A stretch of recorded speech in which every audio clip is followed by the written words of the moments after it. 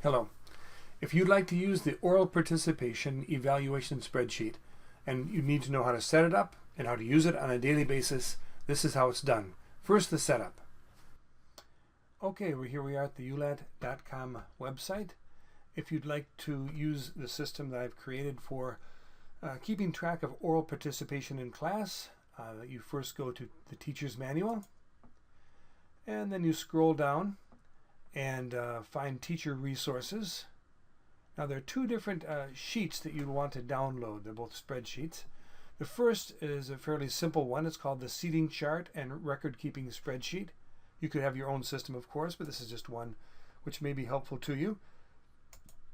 I'm going to open it now, and if you saw the fourth video in this series of 4 videos on effective world language education, this, by the way, this video is found at the top of that list, the table of contents for the teacher's manual. Well, in the 4th video, I explained how to use this particular spreadsheet, but I'll just give you another brief explanation at this time. The spreadsheet, which would be copied onto a piece of paper, photocopied for many different class periods, contains room for 6 different classes, 3 on the front, 3 on the back. Here's the first of those classes right here. You note at the top, I would enter in here, for example, I enter here the number 1 to indicate this is the first class of the day. I would put that in, of course, before photocopying it. Class number 2 would be entered here, etc. Whatever hour of the day you happen to have that class. And then let's take again the first class exclusively. I'm going to enter in here my students' names. Let's say Bob, Jim, Mary, and Sue. I'll just go that far. Within these rectangles corresponding to each student, I'll be adding a certain amount of information in the course of my class period. First of all, some of this information will not be entered whatsoever in the spreadsheet dealing with oral participation. It's there rather for your attendance purposes. But I would add in an A within the rectangle for an absence, a T for a tardy, and an E if the student is excused in the midst of class for whatever reason. A horizontal line if I want to keep track of times when a student interrupted instruction, had some form of negative behavior that disrupted the class. Again, that has nothing to do necessarily with the oral participation sheet. However, it's helpful for just your own record keeping purposes, either attendance or behavioral. And then finally, although it's not indicated here at the top in this little key here, I put hash marks within each of these rectangles for the quantity of times that a student contributes an idea, participates orally in the course of the class period. Now, I also want to mention, this is, I think, pretty significant. I myself don't manipulate this sheet. I don't fill out the sheet myself. I give it to a different student on a clipboard every day. I print off the sheet, I photocopy it, I put 1 sheet per day on the clipboard, and then I give it to a different student in each class. And that student is the student who's responsible for filling out the information for me. That's going to rotate so that every day it's a different student who's doing that and providing that information for me.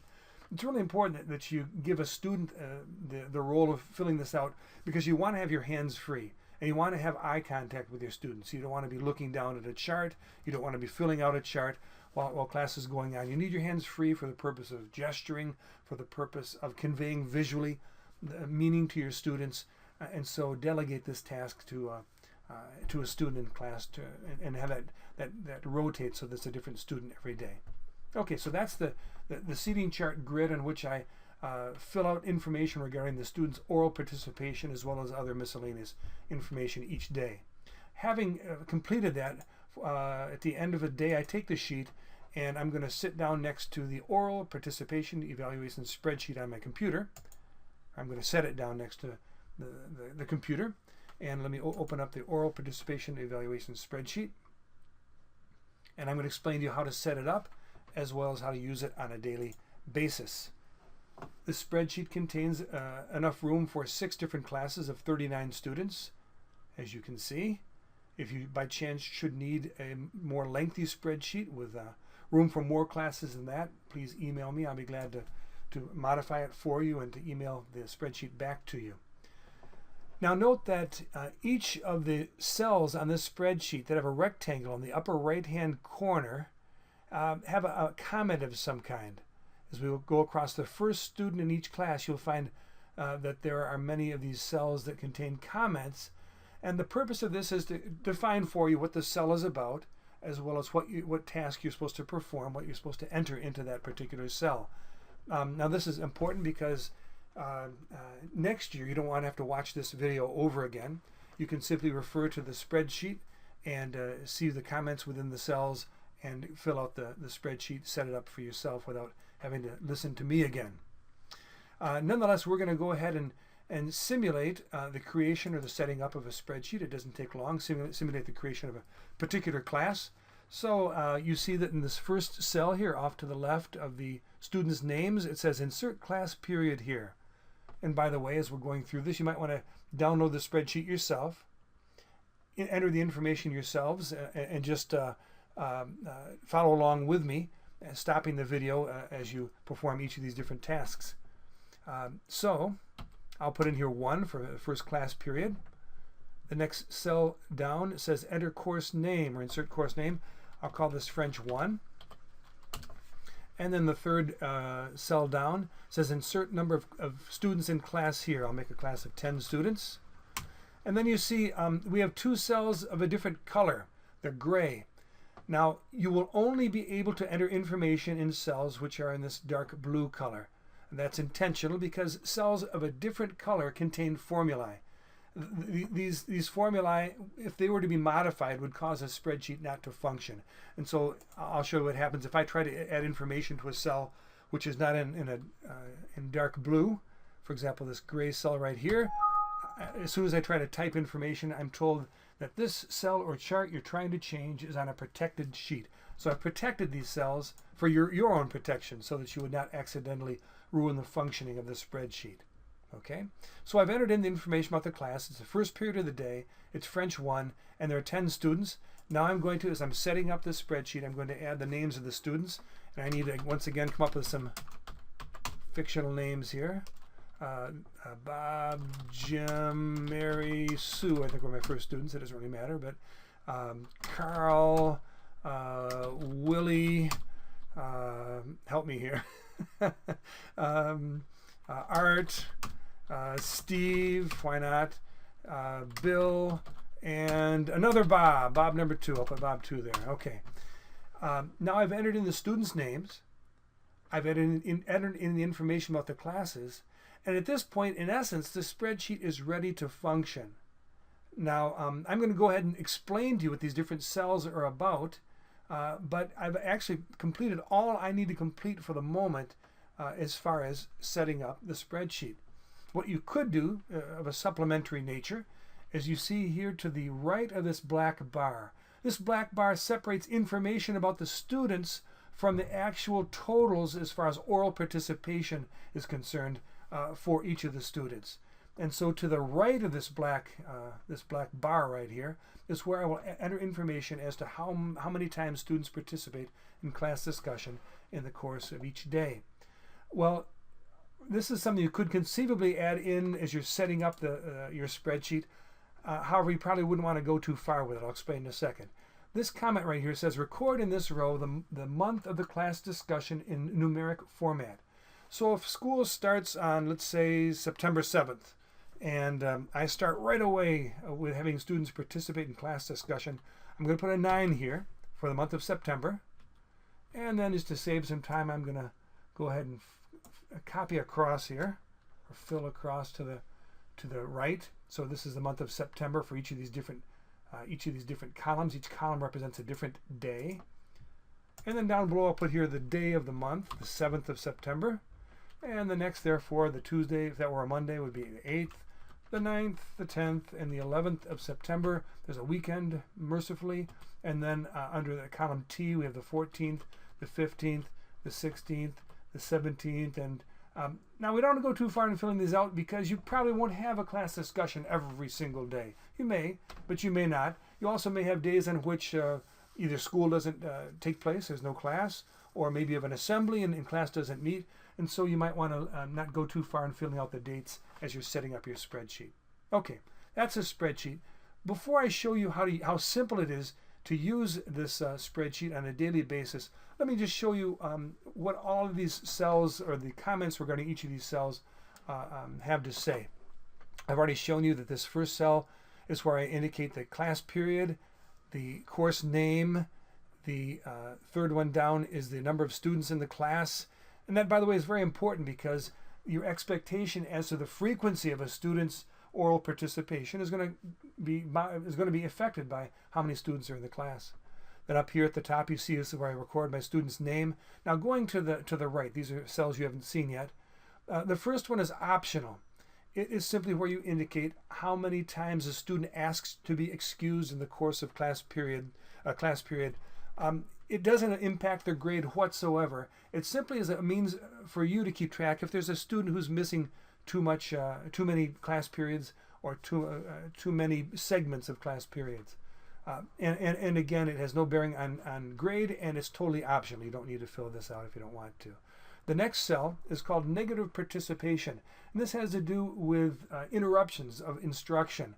And again, it's totally optional. You don't need to add it if you don't want to. If a student negatively participates in class, I'll add in number 1 here, or one of them. Maybe on the next day he twice interrupts me and distracts other students. I'll change the 1 to a 3 as I accumulate the amount of times the student has interrupted instruction in the course of the marking period.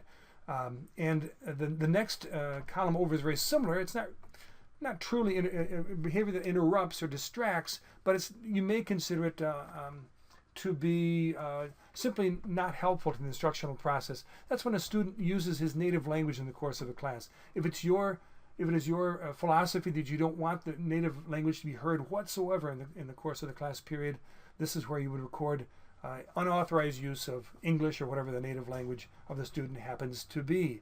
And again, it's totally optional. It's up to you based upon your own philosophy of education. However, let's say the student interrupted class on 2 occasions on one particular day and entered that information in here. Columns D and E, which are both related to negative behaviors of some kind, you need to understand that they do impact the student's grade. They will slightly lower the student's grade on the event of each transgression. And so you need to determine, is this really what you want to do? Is this consistent with your own philosophy of education? Okay, I'm going to eradicate those 2 comments right there. And as we go farther across, you see that this column right here or this cell under column H is where I don't need to add information. You can see that it's not in blue, and so I can't modify this cell, but it's where you will see the cumulative total of oral discussions you've had in the course of a marking period. Here is where the total number of a student's comments or contributions, oral participation, will be found for the entire marking period. And again, there's nothing you need to add. That will be added automatically, as you'll see in a moment. And then here we have the oral participation. This is an important column. This is the student's actual grade, you might say, or percentage for oral participation in the course of the marking period. That's why it's in red, because it's really the highlight, I suppose. Now off to the right of the black bar, this is where you're going to actually add the information indicating how many times a student participated in class discussion. And we'll come back to that in a moment. Let me scroll across now to one more section. You see a section here entitled Student Absences. When a student, and by the way, you'll notice that the names of the students automatically have already appeared here. When a student has been absent on a particular day, so that the student's grade would not be hurt by their absence during the course of a class discussion, you'll add in there a capital A to indicate their absence, to say Bob and Carl were both absent on the 7th of September. And you will see that their grade will not be impacted whatsoever by their absence. Their absence will be a neutral factor as far as their grade is concerned. Okay, so this is really all the information you need to know. Each day, once you've set up your classes, once you've got the class period, the name of the course, the quantity of students in the class, and the names of the students within the class entered, you are set to go. That's all the information you need to go to get started. And then every day, you'll never have to modify that information again. Every day, you will simply do one of 2 things. You will add in this section right here, you'll add in how many comments a student made in the course of class discussion, and you will add in, off to the far right, any absences that occurred. That's all you do. And the spreadsheet does all the rest for you, as you'll see. Okay, let's assume that it's September 7th, and I've completed my my record-keeping sheet, and I have it off to the side of my keyboard here. And I'm going to add it in the totals as far as participation is concerned for the students in my class right here. So let's say Bob talked on 3 occasions, Jim 8, Mary 2, Sue 3, 9 for Carl. Willie was kind of sheepish, only once. Art 9 times. Steve 15 because it's my favorite name. And then Bill 4 times. And Bob, poor Bob, said nothing, but for a very good reason. Bob was absent. So I go across to the absences here, and I add in this capital A, letter A for Bob. Okay, let's add in just so you get a little fuller idea. And notice how the grades have already begun to appear right here. So I get a little more, a fuller idea of what's actually transpiring as far as the grade is concerned. I'll add in 2 more class periods. So bear with me a second while I add this information in. Willie made a big comeback on that day there. Steve was thinking about baseball from the previous night. He didn't have much to say. And Bill added in 8. And Bob finally showed up. And Bob had 5 comments that he made. And let's go back up and add 1 more day's worth of class, September 9th. And here we go. We'll just do this very quickly. Oh, 28. Mary in her dreams would never said 28 things. Let's see. Let's keep going down here. Art was absent on the 4th. Steve bounced back a little bit there. And we're ready to go. Okay. Now this is information for as far as class participation, the first 3 days. And Art, we said, by the way, was absent on September 9th. I'm going to have to go across and add in Art's absence on September 9th. There we go. Okay. I want to actually show you something. Show you Art's grade. I'm going to lower this a little bit to make it more apparent. Okay, Art's grade is 85. If I don't indicate that Art was absent, okay, remember he had an 85. And I go back now, his absence there looks like he just said nothing in the course of a class discussion. His grade's lowered to 73. That's not fair. So we want to make sure that we add in absence over here so that Art is not penalized for having been sick, the poor guy. Okay. Let me show you 1 or 2 other things here. Notice how when the less that a student says, of course, the lower their grade is going to go. There is another... This is kind of an interesting feature, which you'll find at the bottom of each class period. What if you find that students are particularly lethargic in the course of a class discussion, and they just kind of sit back and don't really want to participate? Well, by the way, if you happen to show them how this spreadsheet works on 1 or 2 occasions, and how just changing a grade or changing a participation to some extent lowers a student's grade, you'll find that they will not very often be lethargic. They'll be fighting. They'll be competing for the privilege of speaking up in your class. But let's just assume on one particular day the students were lethargic, and you ask a question, and no one even wants to answer it. Well, what I do in that case is to keep them on the edge of their seats, you might say, keep them very actively involved. I answer the question for myself, and when I do that, I have a place where I indicate that on my grid, the chart that it's on that clipboard. Let me show you what happens if let's try to remember this person's grade right. Let's say Bob. Let's say Bob's got a 97. Remember that. If on the 9th of September the whole class is kind of just lethargic, and let's say on 10 occasions I have to answer my own questions. Down here where there's this black bar at the bottom of each day's totals, each day's column. I'm going to add in 10 for me, for my having participated in class discussion. Let's go back up and see what Bob's grade is now. It's 94. He lost 3 points on his grade because I had to answer the questions for the class. Once the students understand that their lethargy results in my answering the questions, which results in their grades all as a group dropping, they will do all they can to keep you from speaking as a teacher. They will remain actively engaged. It's a pretty draconian approach, is it not?